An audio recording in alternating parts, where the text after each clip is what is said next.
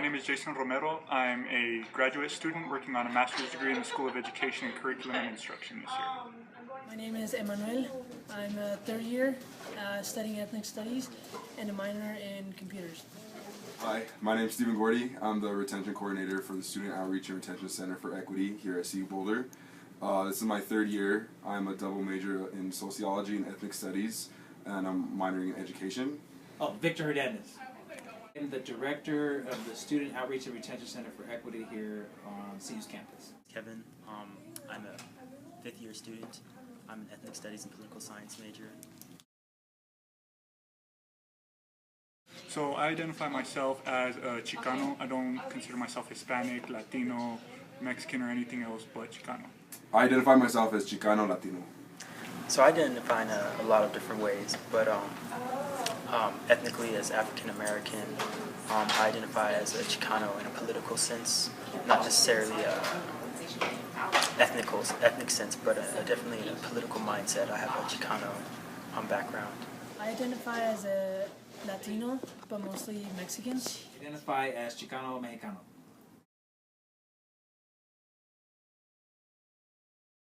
It's kind of isolating at CU. It's definitely an interesting sphere to walk into. I came from a lot of predominantly white areas, but even here it seems to be even more isolated with such a large population on campus. Yeah, I mean, when I first decided to come out here, there were a lot of people who were telling me, oh, like, that's a real white school and you're going to have a lot of issues and this and that. And I was like, it can't really be that bad, you know what I mean? Like, yeah, I know, like, whatever. But then I got here and I realized it was that bad, you know what I mean? It was a little bit of a shock coming out here, and I remember my first year, my RA called one of those floor meetings, and I remember being the only student of color on my RA's 2 floors. I was like the only student of color, and I was like, it was just so uncomfortable for me because I'd never been in that position before. I attended CU back in 1998 to 2002. Yes, that was 4 years. One issue is that I've never been to Boulder. I've been living in Denver all my life from the north side. I lived there all my life, grew up from Greeley, came to north side Denver when I was in 3rd grade, lived there all my life, and when I came to college it was my second time that I came to this university.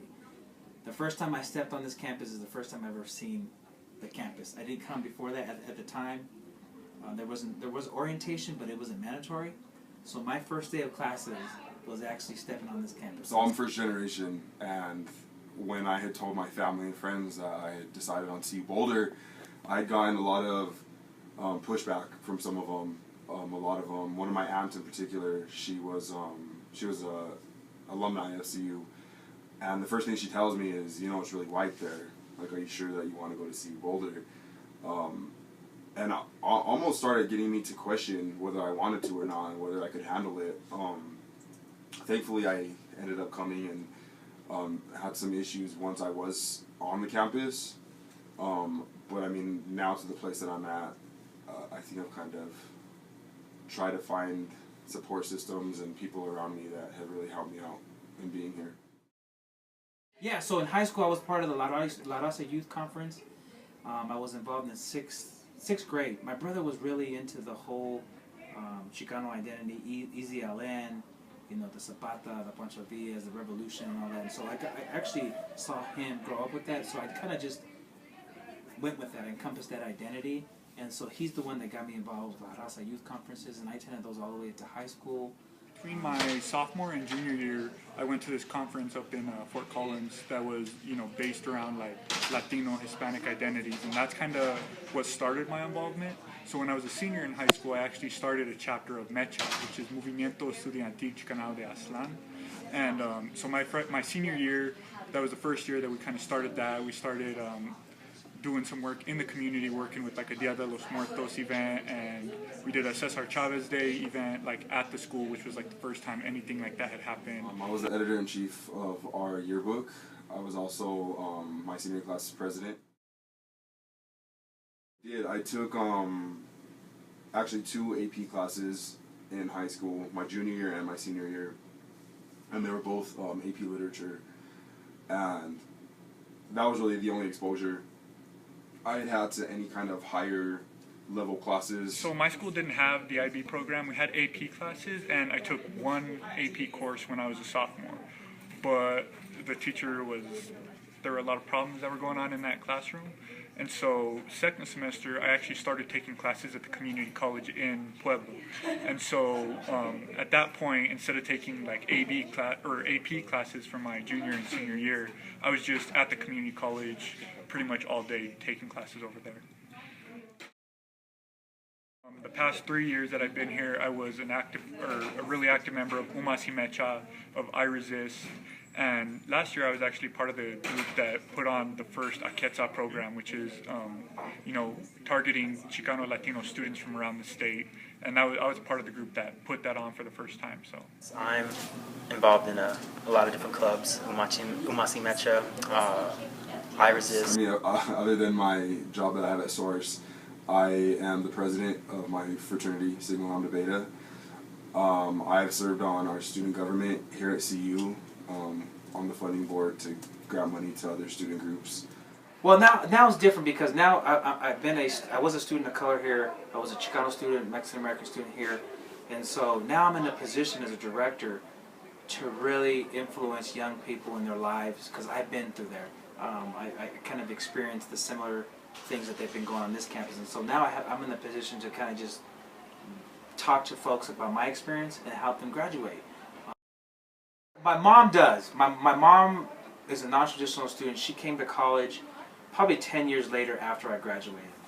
So she really didn't understand some of the, things that I was going through at the time because I was a business major at the time, which, was a different type of school for me. And so at the time I was kind of like, it was hard for me to really seek that help because they didn't understand. And that's okay because they've never done it before. My dad is a Mexicano from Mexico who his lowest education is 3rd grade. But he's the smartest man I ever met. And so he didn't understand why I went to college at the time. But now he does. They're very supportive of it. Like I mentioned, I'm first generation, so they think it's the coolest thing in the world. I don't think I could really be here without their support. In a lot of ways, it was really hard for them, especially, coming to Boulder and like the fact that I wouldn't go home every single weekend and I wasn't there. That was really hard. Once I was really able to communicate that to my parents, like they were really understanding and supportive of that. And, since then, since they've realized that what I'm doing is, it isn't something that I'm just trying to get away from them. It's more, I see myself, kind of on a mission doing something for our community. Coming from Mexico and to the U.S. was definitely a really life-changing 360. I feel like discrimination happens on like a daily occurrence. I mean, even just how society's set up. I mean, like it's not, even in this environment, it's not overtly welcoming to marginalized students, people of color. So I mean, like every day, I think we have to work as communities to get through it together. However you're underrepresented, class, race, gender, sex, sexuality. There's a lot of stuff that's happening daily. I mean, just even the way people look at you as you're walking in class is, I feel like, microaggressive behavior. One of the biggest things is, just being a Chicano in higher education. Like, I mean, not just like a Latino or a Latina. I mean, we have, a decent community here, but to be a Chicano male at this type of a university, it means something, you know what I mean? Like, I look around and all the brown-skinned people that I ever see, 80-90% of them are mujeres, and there's nothing wrong with that, you know what I mean? We absolutely need our women to be here, but we also need our men in our community to be educated, because right now what's happening is we're all either ending up dead, in jail, or, working a real working class job. And, again, not that there's anything wrong with that, but there's different things that we can do in our community, and there's different ways that we can really push ourselves to grow and to develop as an entire community.